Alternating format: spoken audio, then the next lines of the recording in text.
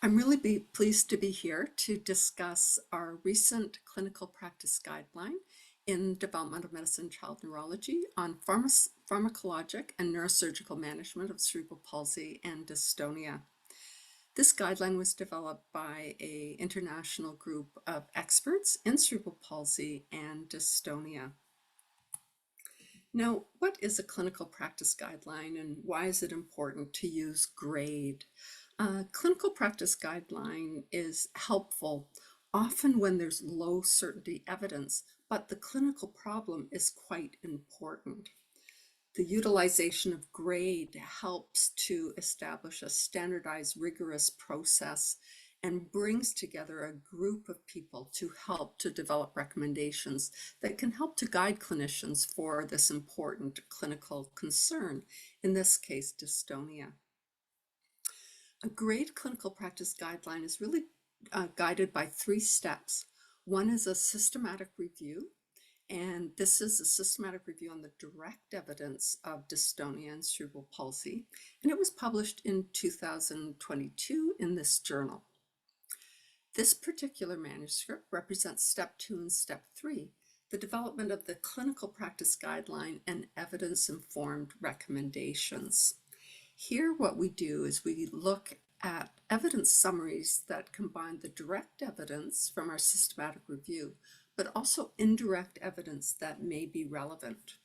We work in partnership with a stakeholder group that are really involved throughout the stages of the clinical practice guideline, so their perspectives can be incorporated.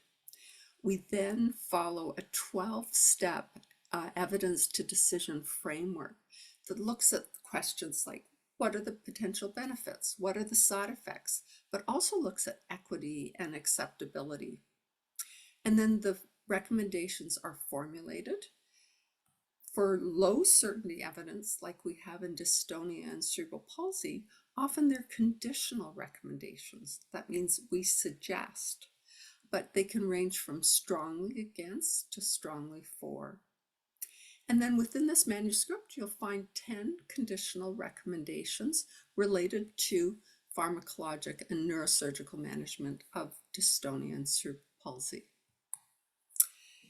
There is an algorithm that gives you a visual on what the manuscript is suggesting. We define our focus on dystonia.